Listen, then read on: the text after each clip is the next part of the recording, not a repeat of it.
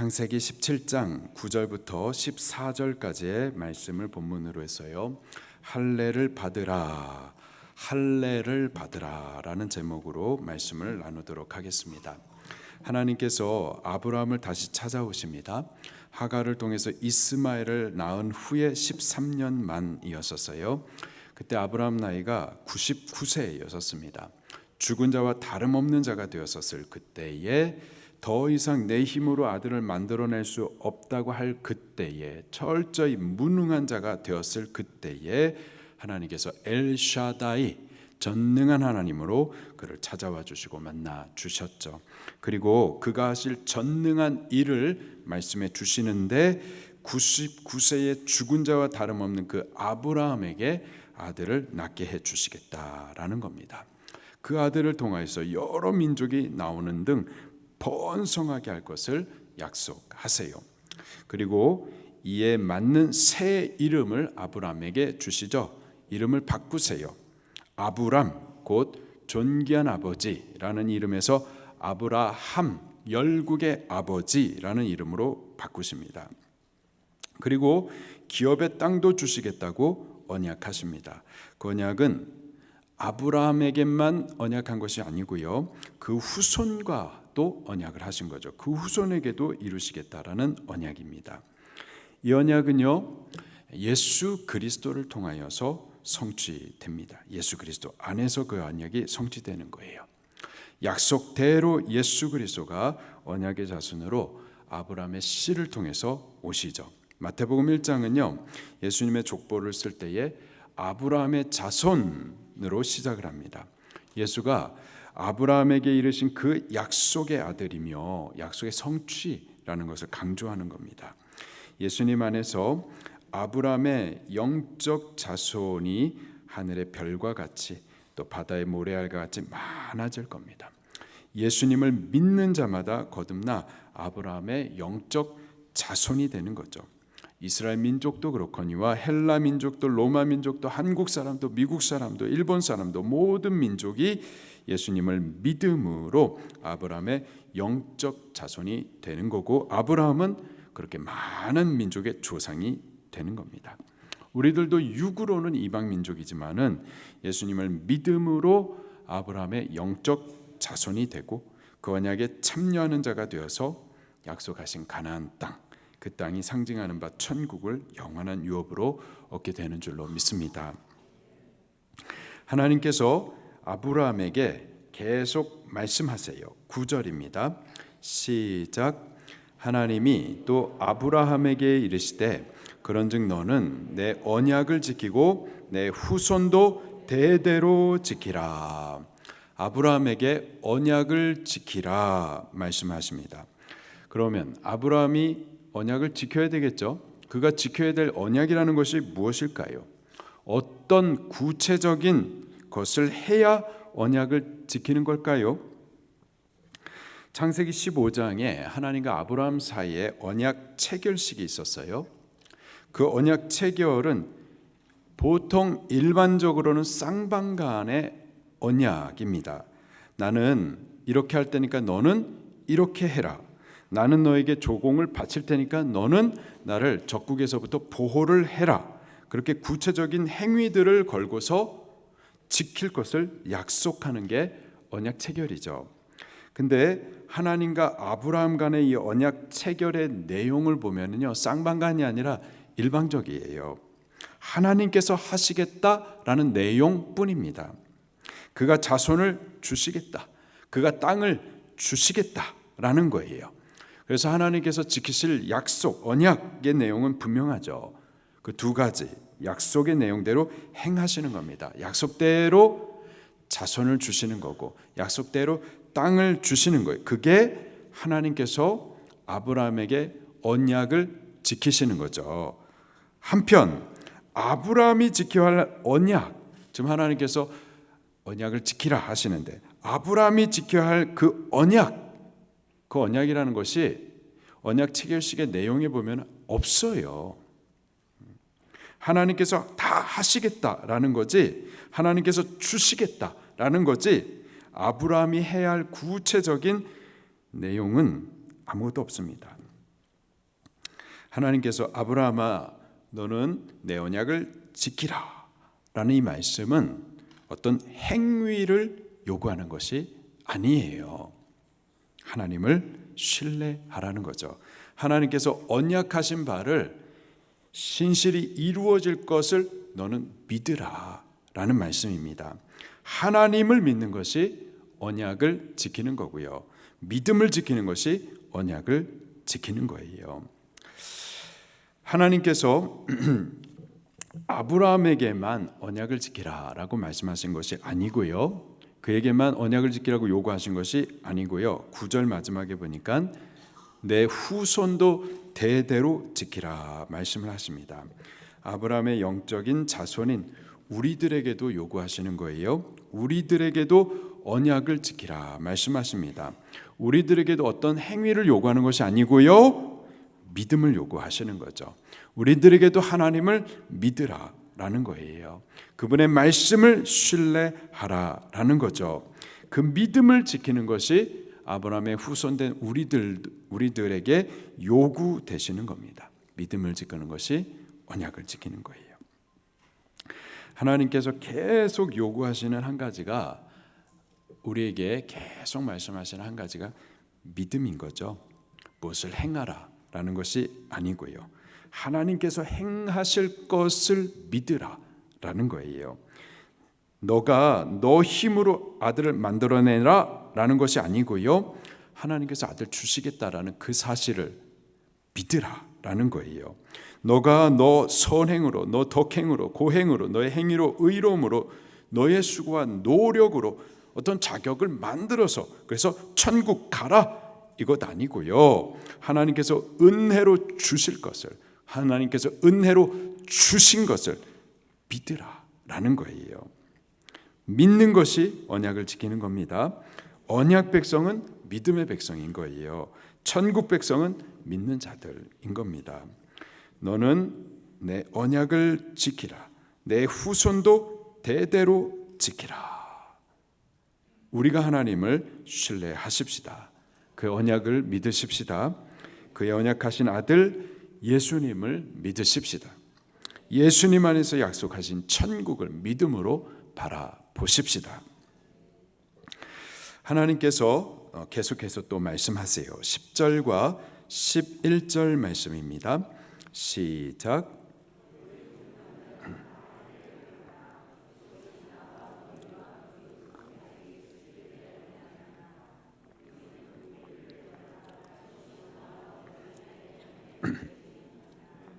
아멘.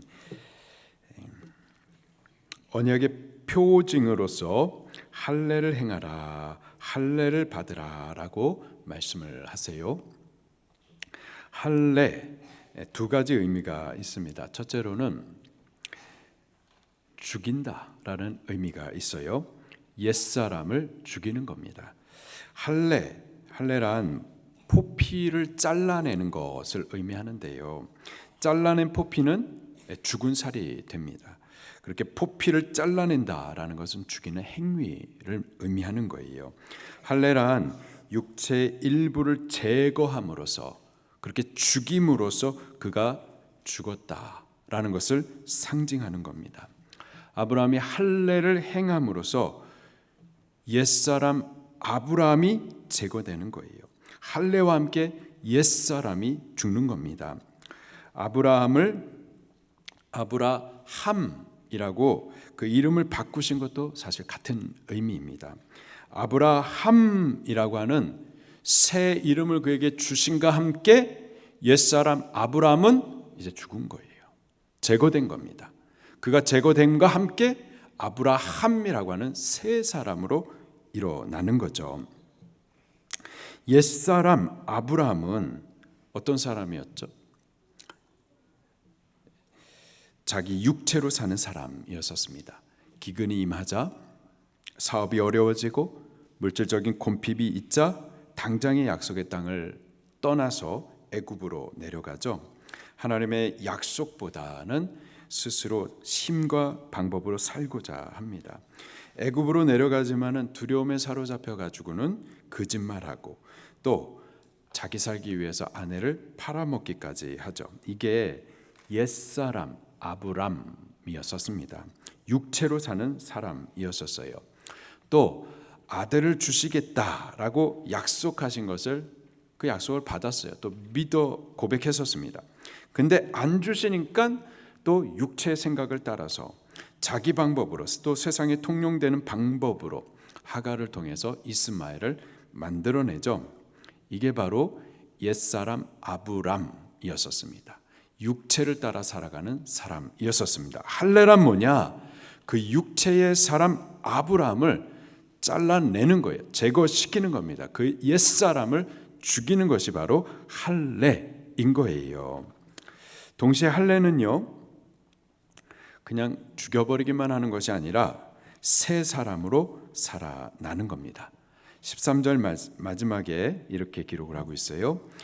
내 언약이 너의 살에 있어 영원한 언약이 되려니와. 내 언약이 너의 살에 있어. 지금 포피를 잘라낸 바로 그 자리에다가 하나님께서 당신의 언약을 새겨두겠다라는 내용이죠.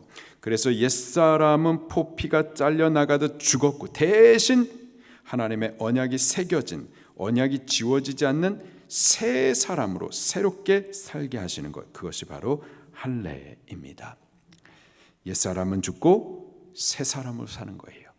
아브람 죽고 아브라함으로 새롭게 살아가는 것, 그것이 바로 할례인 겁니다.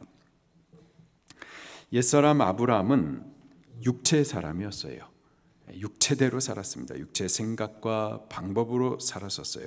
그러나 할례와 함께 새 사람이 된 후 아브라함은요, 믿음으로 삽니다.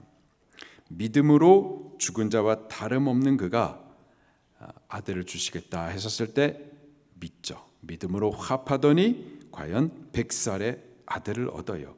또 믿음으로 그 아들을 번제물로 바치라 했었을 때에도 바쳐 드립니다. 그때 아브라함의 믿음을 히브리서 11장 17절부터 19절에 이렇게 기록을 해주고 있어요. 아브라함은 시험을 받을 때에 믿음으로 이삭을 드렸으니 그는 약속들을 받은 자로 돼 그 외아들을 드렸느니라. 그에게 이미 말씀하시기를 내 자손이라 칭할 자는 이삭으로 말미암으리라 하셨으니 그가 하나님이 능히 이삭을 죽은 자 가운데서 다시 살리실 줄로 생각한지라. 비유컨대 그를 죽은 자 가운데서 도로 받은 것이니라. 아브라함이 아들 이삭을 번제물로 바치라 했었을 때 그때 믿음으로 바쳐드렸었습니다. 그때 아브라함의 믿음은요, 죽은 아들을 살리실 것까지도 믿었었던 거예요. 전능하신 하나님이시기 때문에 100살의 죽은 자와 다름없는 자를 통하여서 생명을 낳게 하신 것처럼 그 전능하심으로 죽은 아들을 죽음에서 다시 살려내실 것도 믿었었던 거예요. 전능하신 하나님이시기 때문에 그가 능치 못하실 일이 없을 것을 믿었었던 겁니다. 다 믿었었던 거예요. 전적으로 신뢰했었던 겁니다. 그가 할례와 함께 새롭게 된 아브라함이었어요. 믿음으로 거듭난 새 사람이었었던 거죠. 할례란 그렇게 옛사람은 죽고 새 사람으로 다시 사는 겁니다. 육체대로 사는 사람은 죽고 이제 전적으로 신뢰하는 믿음의 사람으로 사는 것이 바로 할례인 거예요. 할례를 받아야 할 대상은 아브라함뿐만이 아니라 아브라함의 가정, 곧 아브라함 교회 모든 남자입니다. 12절과 13절 말씀을 또 같이 읽겠습니다. 시작. 너희 대대로 모든 남자는 집에서 난 자나 또는 너희 자손이 아니라 이방 사람에게 돈으로 산 자를 막론하고 난 지 8일 만에 할례를 받을 것이라.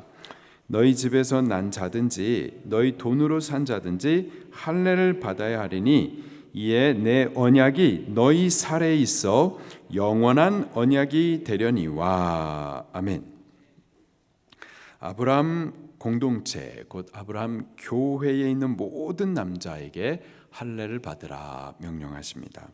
집에서 난 자나 또는 너희 자손이 아닌 이방 사람에게서 돈으로 산 자라도 상관없어요. 모든 남자들은 할례를 받습니다. 혈통과 상관없습니다. 특별한 민족만이 아니에요. 누구든 할례를 받을 수가 있고 할례를 행하는 누구든지 하나님의 백성이 되고 하나님의 언약에 참여할 수가 있다 말씀을 하시는 거죠. 만약에 할례를 받지 않으면 어떻게 될까요? 하나님의 백성 중에서 끊어지게 됩니다. 14절 말씀입니다. 시작.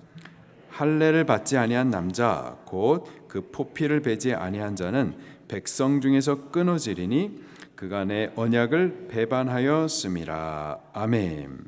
할례를 받지 않으면은 하나님의 백성이 될 수가 없습니다.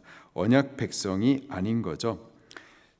자손에 대한 언약도 또 그를 통해서 얻게 될 땅 곧 영원한 천국에 대한 언약도 다 끊어지게 되는 겁니다. 오직 할례를 행해야 하나님의 참 언약에 참여할 수가 있는 하나님의 백성이 될 수가 있는 겁니다. 이것도 역시 혈통과 상관없고 특별한 민족만이 아닌 거예요.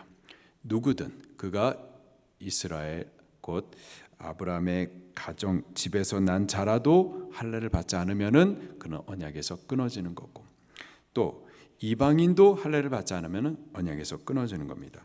모든 사람이 곧 집에서 난 자나 또 이방 사람이라도 막론하고 할례를 받으면은 하나님의 백성이 되는 거고, 할례를 받지 않으면은 그는 하나님의 백성에서 끊어지게 되는 겁니다. 자, 그렇다면은 오늘날 그리스도인에게 있어서 이 할례는 어떤 의미겠느냐 말이에요. 예수님 오시기 전까지 할례는 하나님과 그 백성 사이에서 눈에 보이는 약속의 표징이었습니다. 몸에다가 행하는 할례였었어요. 그래서 육체의 할례라고 바울이 말을 합니다. 자, 그러나 이제 예수님께서 오신 후부터는 차원이 다른 할례를 받게 되는데, 그 육체에 받는 것이 아니라 마음의 할례를 받게 하세요. 이 할례를 바로 그리스도의 할례라고 말을 하고, 그리고 세례라고도 말을 합니다. 우리 성경을 같이 찾아보도록 할게요. 골로새서 2장입니다.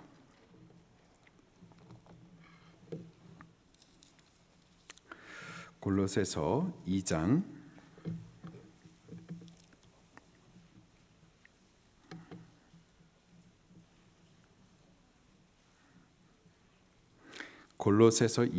11절 그리고 12절 말씀입니다. 같이 봉독하겠습니다. 시작. 또 그 안에서 너희가 손으로 아니한 할례를 받았으니 곧 육의 몸을 벗는 것이요 그리스도의 할례라. 너희가 세례로 그리스도와 함께 장사되고 또 죽은 자들 가운데서 그를 일으키신 하나님의 역사를 믿음으로 말미암아 그 안에서 함께 일으키심을 받았느니라. 아멘. 할례는 포피를 잘라냄으로 옛사람을 죽이고 또 언약이 새겨진 새 사람으로 사는 것을 말하죠. 옛사람 아브라함은 죽고 새 사람 아브라함으로 사는 것이 바로 할례입니다. 세례가 또한 그렇습니다. 세례란 그리스도와 연합하여서 옛사람은 죽고 또 그리스도와 연합된 새 사람으로 일어나 사는 것을 말해요. 세례의 헬라식 발음이 베프티조, 그 뜻은 물속에다가 잠그는 것을 의미합니다. 사람을 물속에다가 잠그면 어떻게 되죠? 숨을 쉴 수가 없어서 죽습니다. 그것이 바로 세례의 첫 번째 의미예요. 세례의 첫 번째 의미는 사람을 물에 잠궈서 죽이는 것을 말하는 거예요. 죄의 사람, 곧 육체대로 사는 옛사람이 그리스도와 연합하여서 죽는 것을 말하죠. 그리고요, 그리스도 안에서 새 사람으로 다시 살아 일어나는 것이 또 세례의 두 번째 의미예요. 물속에서 그를 건져낼 때에 옛사람으로 다시 일어나는 것이 아니라 그리스도 안에서 믿음으로 거듭난 새 사람으로 살아 일어나는 것을 말하는 거죠. 근데 우리가 물로 세례를 베푸는 것은요, 그가 그리스도와 연합된 것에 대한, 이제 구원 얻은 것에 대한 표로서 세례를 베풀어 주는 거고요. 참된 세례, 참 세례는 예수님을 믿음으로 그리스도와의 연합을 통해서만 이루어지는 겁니다. 예수님을 믿고 영접함으로, 예수님이 내 안에, 내가 예수님 안에, 그렇게 예수님과 내가 연합을 이루어져야만 우리가 참 세례를 받을 수가 있는 거예요. 내가 그리스도를 믿음으로써, 그리스도가 내 안에, 내가 예수님 안에, 예수님과 내가 연합을 이룸으로써 예수님께서 십자가에서 죄에 대해서 죽었을 때 나도 십자가에서 예수님 안에서 함께 죽게 되는 거예요. 예수님 안에서, 예수님께서 십자가에 죽으실 때 나의 죄의 사람, 죄인 장권태가 함께 죽는 거고요. 육체대로 살았었던 옛사람 장권태가 예수님께서 십자가에서 못 박혀 죽으실 때 함께 그 자리에서 죽게 되는 겁니다. 그리고요, 예수님을 믿음으로 그리스도와 연합을 이루어서 내가 예수님 안에, 예수님이 내 안에, 예수님과 내가 영적인 연합을 이룸으로써 예수님께서 죄와 사망 마귀의 권세를 이기시고 3일 만에 부활하여 일어나셨을 때 나도 예수님 안에서 새 생명으로 다시 일어나게 되는 거예요. 예수님을 믿음으로써 예수님과 연합을 이룰 때 예수님 안에서 옛사람이 죽고 예수님 안에서 새 사람으로 다시 사는 참된 세례를 얻게 되는 겁니다. 믿음으로 새 사람으로 다시 살아나는 거예요. 믿는 자가 바로 세례를 받는 자인 거고, 믿음으로 그리스도와 연합을 이루어서 세례를 받음으로 우리들도 옛사람이 죽고 새 사람으로 그렇게 살아나게 되는 거죠. 우리가 예수님을 꼭 믿을 수 있기를 바랍니다. 예수님을 믿음으로, 예수님을 내 안에 모시고 또 나도 예수님 안에 거함으로 예수님과의 영적인 연합을 이룰 수 있게 되기를 바랍니다. 그래서 예수님께서 십자가에 죽으신 그 사건이 그냥 역사적인 사건 혹은 그냥 지식이 아니라 나에게 역사적으로 이루어진 사건이 꼭 돼야만 하겠어요. 예수님 죽으셨을 때 나도 예수님과 함께 죽어진 역사적인 사실이 돼야만 하겠어요. 그리고 예수님께서 십자가에서 죽으실 뿐만 아니라 3일 만에 부활하셨을 때 예수님을 믿음으로, 예수님의 부활이 곧 나의 부활, 예수님이 죄와 사망 마귀를 이기신 그 승리가 곧 나의 승리로 역사적으로 그렇게 사건이 되어야만 할 줄로 믿습니다. 예수님을 꼭 믿으시기를 예수님 이름으로 축원합니다. 이제 예수님을 믿음으로 예수님과 연합을 이루어서 예수님과 함께 세례를 받은 백성은 어떻게 살아야 될까요? 아브라함과 같이 믿음으로 살아야만 하는 겁니다. 아브라함이 할례를 행하기 전과 후, 할례를 행하기 전에는 아브람으로 살았었죠. 육체대로 살았었습니다. 그러나 이제 할례를 받고 아브라함으로 다시 세워졌었을 때 그는 믿음으로 살았었어요. 믿음으로 아들도 낳고 믿음으로 아들을 하나님 앞에 올려드리는 등 믿음으로 살았었죠. 세례받은 우리들도요, 믿음으로 살아야만 할 줄로 믿습니다. 내가 사는 것이 아니고요, 내가 내 의로, 내 행위로, 내 수고로, 내 고행으로 사는 것이 아니라 하나님께서 나를 대신하여서 다 이루어준 그 사실을 믿음으로 사는 거예요. 나는 죄인인데 그러나 하나님께서 내 죄를 사하신 그 사실을 믿음으로 사는 겁니다. 이제는 정죄함 받지 아니하고 나를 죄에서 건져내셔서 의롭게 해주신 그 사실을 믿음으로써 이제 의로운 삶을 살아가는 거예요. 예수님을 믿는데도 불구하고 여전히 내가 자꾸 범죄해 왔으니까, 그리고 지금도 범죄하니까 나의 실패, 내가 범한 이 사실, 그래서 자꾸 하나님은 내가 범한 그 죄를 씻으셨는데, 씻으실 때 내 과거의 죄뿐만 아니라 지금의 죄 그리고 앞으로 범할 죄까지도 다 씻어 주셨는데, 그래서 정죄함 없게 하시고 의롭게 해 주셨는데 이 사실을 자꾸 안 믿는 거예요. 뭘 믿느냐? 내가 범한 이 사실을 자꾸 믿어서 아직까지도 자꾸 죄 정죄함을 받고 죄 아래 묶여 사는 거예요. 그건 믿음이 아닙니다.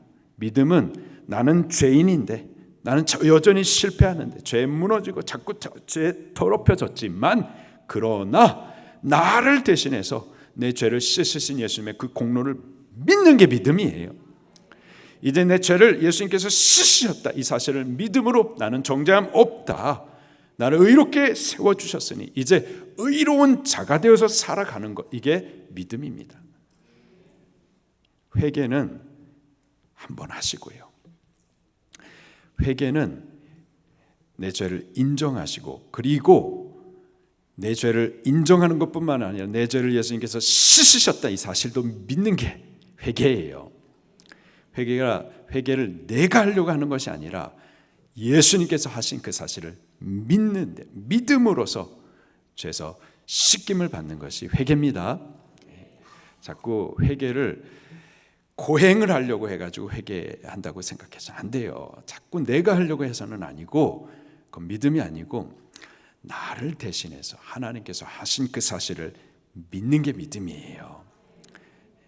나는 실패했고 다시 범죄했고 다시 더럽혀졌지만, 그러나 나를 대신해서 예수 그리스도께서 이 죄를 사하신 이 사실을 믿는 것, 그리고 의롭게 해주셨다라는 사실을 믿고, 그리고 이제 의로운 자의 삶을 살아가기 시작하는 것, 이게 바로 회개고 믿음입니다. 우리 믿음으로 그렇게 살 수 있기를 예수님 이름으로 축원합니다. 그래서 자꾸 자기의 범한 죄로 인해서 가슴만 칠 것이 아니라 내 범한 죄를 씻으신 예수 그리스도를 찬송하고 감사하고, 나도 죄인이고 너도 죄인인데 너 죄도 사하신 그 하나님을 또 증거해주고, 자꾸 이렇게 믿음으로 살 수 있기를 예수님 이름으로 축원합니다. 그래서 예수님 믿는 자는 우울하지 않아요. 정죄감에 빠져가지고 자꾸 그렇게 우울한 것이 아니라 나를 사하신 그 하나님을 감사해서 찬송하고 기뻐하고 담대하게 의롭게 살아가고, 또 넘어져도 괜찮아요. 나를 씻으셨기 때문에 다시 또 일어나면 되기 때문에 담대하게 또 가는 거예요. 그게 바로 믿음의 사람들의 모습입니다. 날마다 승리해요. 넘어졌는데 또 승리해요.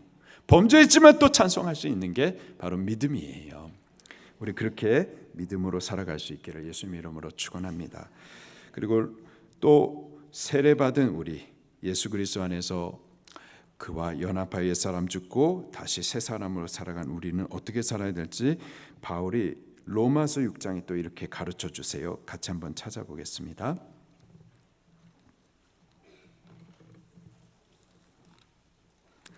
로마서 6장 11절,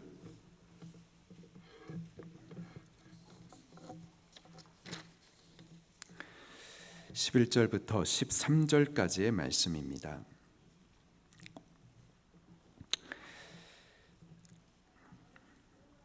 로마서 6장 11절부터 13절 시작. 이와 같이 너희도 너희 자신을 죄에 대하여는 죽은 자요 그리스도 예수 안에서 하나님께 대하여는 살아있는 자로 여길지어다. 그러므로 너희는 죄가 너희 죽을 몸을 지배하지 못하게 하여 몸의 사욕에 순종하지 말고, 또한 너희 지체를 죄에게 내주지 말고 자신을 죽은 자 가운데서 다시 살아난 자같이 하나님께 드리며 너희 지체를 의의 무기로 하나님께 드리라. 아멘. 이제 옛사람은 죽었고 이제 그리스도 안에서 새 생명으로 일어났습니다. 우리의 육체를 과거에는 육체대로 죄에게 들여서 살아왔었어요. 그러나 이제는 그리스도 안에서 새 생명으로 사는 우리는 이제 이 동일한 육체를 주를 위하여서 들여서 주께서 이 육체를 사용하시도록 그렇게 살아야만 할 줄로 믿습니다.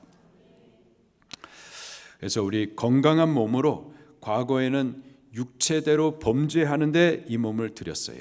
그러나 이제는 새 사람이 되었으니 이 몸을 주를 위하여서 주께서 쓰시고자 하는 대로 몸을 사용해 드리셔야만 하겠습니다. 물질도 과거에는 죄를 위하여서 범죄하는데 그 물질을 사용했다면, 그렇다면 이제는 새 생명을 얻었으니 그 물질도 이제는 주를 위하여서 살아드려야 되는 거예요. 우리의 목소리도 과거는 세상의 허물을 노래했었어요. 그러나 이제는 구속해 주신 그 은혜를 찬송하는 겁니다. 그렇게 이제 우리의 삶을 거듭난 새 생명을 받았으니 거듭나게 해주신 그 하나님을 위하여서 드려서 주를 위한 의의 무기로 사용하도록 그렇게 살아드려야만 하겠습니다. 그렇게 살아드리는 우리들이 되기를 예수님 이름으로 축원합니다.